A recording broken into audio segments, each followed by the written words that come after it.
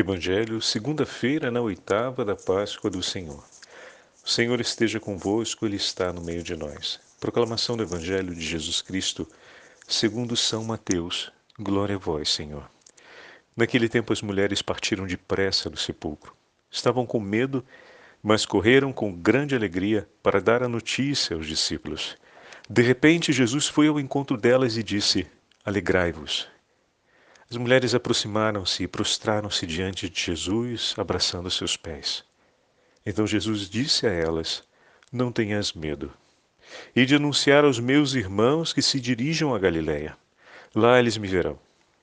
Quando as mulheres partiram, alguns guardas do sepulcro foram à cidade e comunicaram aos sumos sacerdotes tudo o que havia acontecido.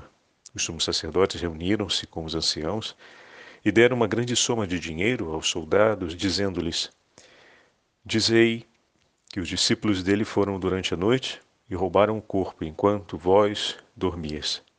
Se o governador ficar sabendo disso, nós o convenceremos. Não vos preocupeis. Os soldados pegaram o dinheiro e agiram de acordo com as instruções recebidas. E assim o boato espalhou-se entre os judeus até ao dia de hoje. Palavra da salvação. Glória a vós, Senhor. Segunda-feira, na oitava da Páscoa do Senhor, em nome do Pai, do Filho e do Espírito Santo. Amém. Queridos irmãos e irmãs, a Santa Liturgia nos leva para o 28º capítulo do Evangelho de São Mateus. As mulheres estão partindo apressadamente do sepulcro para levar até os discípulos, até os apóstolos, o anúncio do encontro com os anjos e daqueles sinais que elas viram a respeito da ressurreição. E no meio do caminho encontram Nosso Senhor. Bom, a cada dia, durante a oitava, nós vamos ver as múltiplas narrações a respeito da aparição de Nosso Senhor Jesus Cristo. Os 4 evangelhos vão concordar sobre a aparição de Jesus às mulheres, mas em relação a outras aparições e detalhes, os evangelhos não concordam entre si exatamente porque recolhem a multiplicidade das narrativas a respeito dos acontecimentos envolvendo a ressurreição de Nosso Senhor. Os principais elementos vão ser colocados nos 4 evangelhos. O sepulcro vazio, a pedra girada, retirada, os sinais da ressurreição, o encontro com os anjos, o anúncio às mulheres e o conhecimento dos discípulos, e posteriormente será dito progressivamente como foi o encontro do Senhor na Judéia, na Galileia, apareceu a Pedro e a João, apareceu aos 11. Então, essa diversidade na narrativa nos mostra a respeito da multiplicidade de eventos que foram marcando a ressurreição do Senhor. Nos dá ainda maior confirmação sobre a autenticidade dos textos bíblicos, porque cada evangelista focalizou de maneira específica um episódio a respeito da ressurreição do Senhor para colocá-lo diante da narrativa da ressurreição, em vista do público a quem se destinava aquele evangelho. Ou seja, como João vai dizer na conclusão do seu evangelho, são muitos os fatos que aconteceram. Nós recolhemos aqueles que nos ajudam a crer. Então, assim, cada evangelista recolheu, em vista do público que se destinava, os fatos mais específicos. Mas alguns, como eu falei ainda há pouco, concordam em todos eles. A aparição às mulheres, os anjos, o túmulo vazio e depois a aparição aos apóstolos. Então, esses elementos que se repetem, nós vamos vê-los ao longo dessa semana. E aqueles que são originais para cada evangelho, por essa escolha do evangelista, nós vamos também ter a oportunidade de conhecê-los ao longo dessa semana. Ontem, por exemplo, enquanto ouvíamos o Evangelho de São João, é muito marcante no Evangelho de São João alguns elementos. O primeiro, a pedra que foi retirada. Como eu falei, essa pedra a imagem da pedra do túmulo aberto vai aparecer em todos os evangelhos. E aqui são as portas do inferno que desmoronaram. Quem irá abrir? Só aquele que está vivo pode abrir as portas. E, de fato, o Senhor que desceu à morada dos mortos, que foi ao cárcere dos infernos, derrubou a porta e chamou para fora todos aqueles que ali estavam encarcerados. E aqueles que, vendo e ouvindo o Senhor, reconhecendo o seu nome e crendo nele, com ele saíram. A imagem do Sábado Santo, que ele desceu para buscar Adão e Eva e todos aqueles que ali estavam. E Adão, batendo no peito, disse: meu Senhor e meu Deus, ele está no meio de nós. A imagem tão bonita e significativa. Então a pedra retirada, ninguém poderia tirar aquela pedra que era a marca da conclusão. Como assim, Padre Fábio? A morte. Uma vez que a pedra foi colocada, selou-se a conclusão a respeito da vida daquela pessoa. O cadáver está ali e está concluído. Nada mais se pode fazer. Era preciso que a vida fosse restituída, ou seja, que a pedra fosse retirada e fosse novamente aberto o caminho daquele que era o vale da morte em direção à liberdade da vida, ou seja, em direção à liberdade dos céus. Só o Senhor, o vivente, o ressuscitado, poderia rodar a pedra e retirá-la, abrir novamente o caminho, outra vez libertar aqueles que estavam presos na morte. Então a imagem da pedra já começa como o primeiro grande sinal da presença do vivente. E na sequência nós vimos aquele grande testemunho que João nos dá a respeito do amor que corre, né? Quem ama vai depressa, voa, chega primeiro, mas não chega para poder se esquecer de todo o resto e ficar ali na alegria, mas ao chegar diante do amor, espera, chegar diante do amado, ao chegar diante da fonte de amor, espera que todos aqueles que são amados por ele possam chegar também. E assim João espera a chegada de Pedro e entra depois de Pedro, porque a pessoa que ama quer ver todos os que são amados por ela estando na companhia do Senhor. Assim como o bom pastor espera na porta do redil para que todas as ovelhas entrem. Assim como o coração do Senhor continua em aflição, esperando até que todas as ovelhas do seu redil sejam colocadas para dentro. E só depois, então, o pastor entra e fecha a porta do redil. Então, aquele que ama chega primeiro até Cristo e chega até Ele para falar e esperar com amor a vinda e para desejar a vinda daqueles que ama, daqueles que foram entregues a esse coração que voa agora por causa do amor, para que sejam amados por Ele. Esse coração que agora chegou até Cristo espera que todos aqueles que lhe foram entregues para serem amados por Ele cheguem também e entra junto com eles, de maneira que nenhum fique para trás, a exemplo do bom pastor.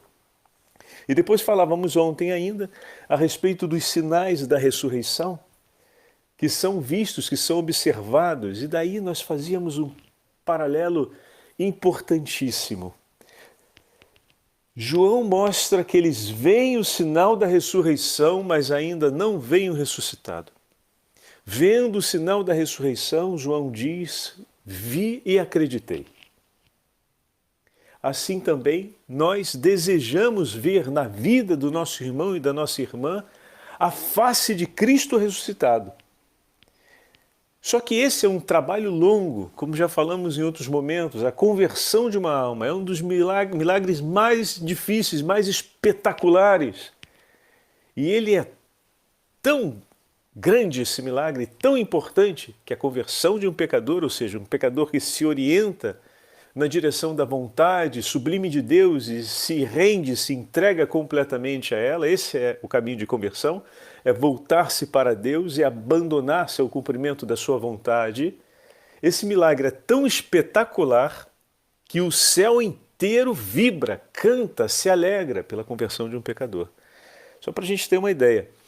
Quando a gente está doente, quando a gente tem a intenção de rezar por uma pessoa que está em grande dificuldade, e dependendo da dificuldade que for, sobretudo as dificuldades de saúde, né, nós intensificamos a oração, chamamos outras pessoas, nos mobilizamos de muitos modos e maneiras para pedir ao Senhor a cura daquela doença, a superação daquela quimioterapia.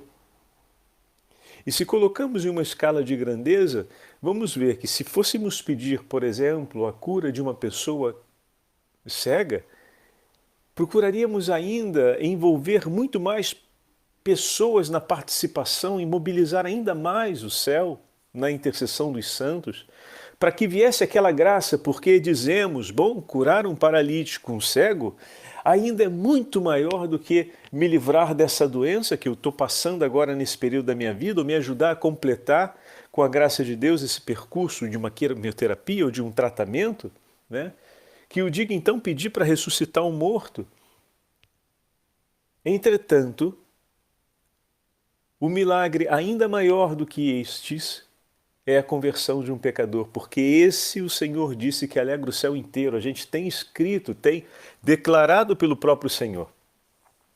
O que significa dizer que se mobilizamos muitas pessoas a rezarem por nós, num momento de convalescência física, para que possamos ter a graça daquele milagre do Senhor, se mobilizamos a intercessão dos céus por uma necessidade como essa, é necessário que rezemos muito mais e que mobilizemos muito mais como participação na perseverança e como participação na obra de Deus, quando pedimos a conversão dos pecadores.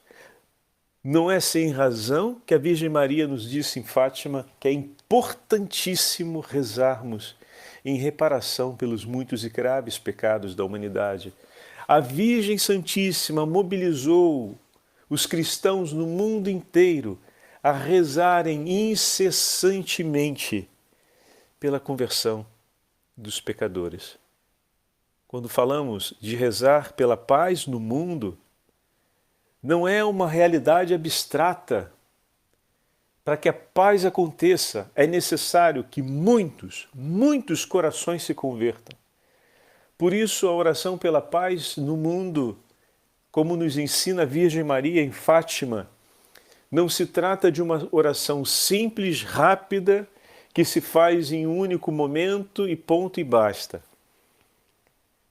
Mas uma oração incessante de reparação, unindo-nos ao coração sofrido de Jesus e oferecendo o nosso sacrifício em comunhão com o seu sacrifício de amor, em reparação por esses muitos e graves pecados que levam à ausência da paz. Não é pedir por algo que ainda não tem, mas é pedir com a certeza da promessa a reparação por aquilo que está acontecendo e que temos hoje, que é o sofrimento, a ofensa, a blasfêmia, a profanação, o ódio contra o irmão, o fratricídio, o patricídio, o matricídio, o infanticídio, na morte de tantos nenéns ainda no ventre de suas mães, de tantos irmãos de sangue que se matam nos confrontos do mundo inteiro, militares ou não.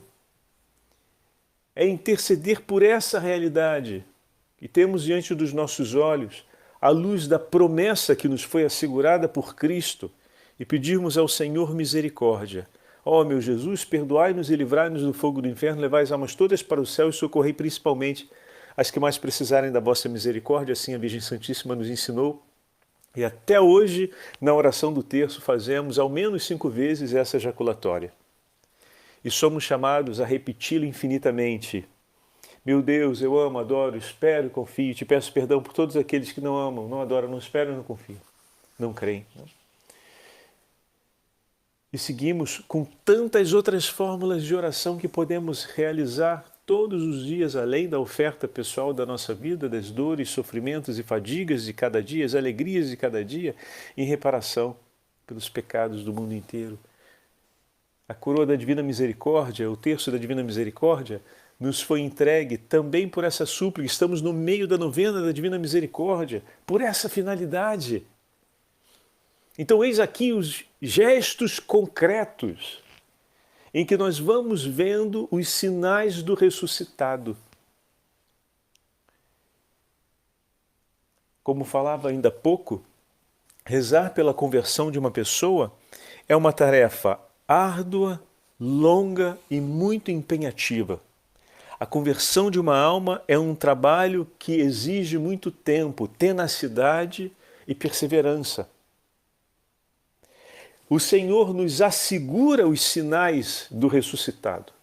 Vai mostrando o momento em que aquela alma dá um sinal de mudança, realiza um gesto que você tem clara consciência de que aquilo dali é Deus que está agindo, mas você ainda não vê o ressuscitado. Você gostaria de já ver Cristo ali no esplendor da sua ressurreição acontecendo no dia a dia daquela alma, daquela pessoa que você tanto ama, mas você ainda não vê, ainda não contempla a face do ressuscitado como é justo desejar e como o Senhor quer se revelar. Mas você vê os sinais da ressurreição. E aí a pergunta é, e você crê como João acreditou? Se o teu Senhor quiser te mostrar os sinais da ressurreição, mas ainda não se mostrar, bom, vamos ter paciência, vamos esperar. E aí entramos no Evangelho de hoje. Elas viram os sinais da ressurreição e enquanto corriam em direção aos apóstolos, encontraram Jesus. O Senhor finalmente fez-se ver por ela. O ressuscitado finalmente deixou-se encontrar. O ressuscitado finalmente foi encontrado. Ah, meu Jesus, ajuda-nos a ver os sinais da sua ressurreição ao longo dessa grande obra de entrega e de sacrifício em comunhão com a sua cruz, pela conversão dos pecadores. Entregamos todas as almas que nos foram confiadas em favor da conversão de cada uma delas, para que possam resplandecer o esplendor de Cristo ressuscitado. Mas nós vamos te seguir, Senhor, de sinal em sinal. Sustenta a nossa fé. Dai-nos os sinais da tua ressurreição para que nós possamos permanecer firmes no nosso empenho. Mas nós temos a certeza que contemplaremos o esplendor de sua face ressuscitada sobre a vida desse nosso irmão. Nós acreditamos e nisso esperamos porque é promessa sua, meu Senhor. Mas se por ora ainda não vemos e contemplamos a sua face no máximo esplendor de sua beleza, como ressuscitado, nós recolhemos os sinais da sua presença, pois o vivente se move aqui. Se move nessa alma, e eu vou recolhendo esses sinais e bendizendo o nome dele.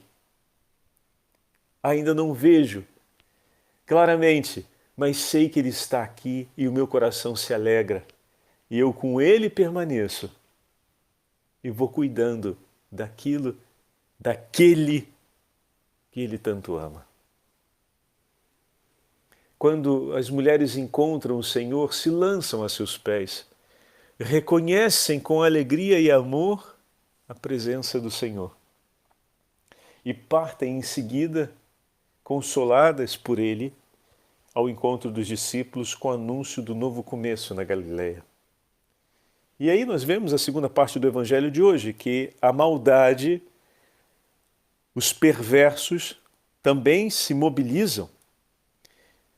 Enquanto as mulheres recolhem os sinais da ressurreição, encontram o ressuscitado e partem com alegria, consoladas por ele, os perversos, quando veem os sinais da ressurreição, se mobilizam para tentar calar a verdade, para tentar impedir que Cristo ressuscitado seja visto e reconhecido.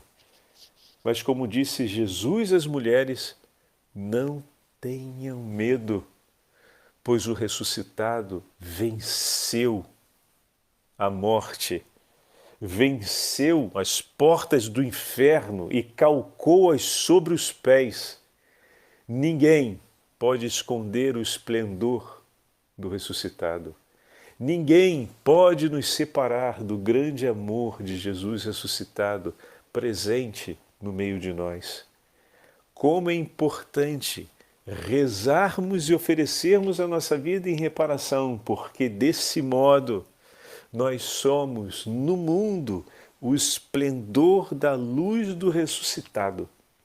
E por mais que as forças infernais se rebelem, tentando impedir que o anúncio da ressurreição e os sinais do ressuscitado presente no meio de nós sejam conhecidos, Deus está conosco e é por nós. E com Ele venceremos, para a honra e glória do seu santo nome, agora e pelos séculos dos séculos. Amém. O Senhor esteja convosco, Ele está no meio de nós. Pela intercessão da Beatíssima Virgem Maria, a Santa Mãe de Deus, Rainha dos Apóstolos, abençoe-vos o Deus Todo-Poderoso, Pai, Filho e Espírito Santo. Amém.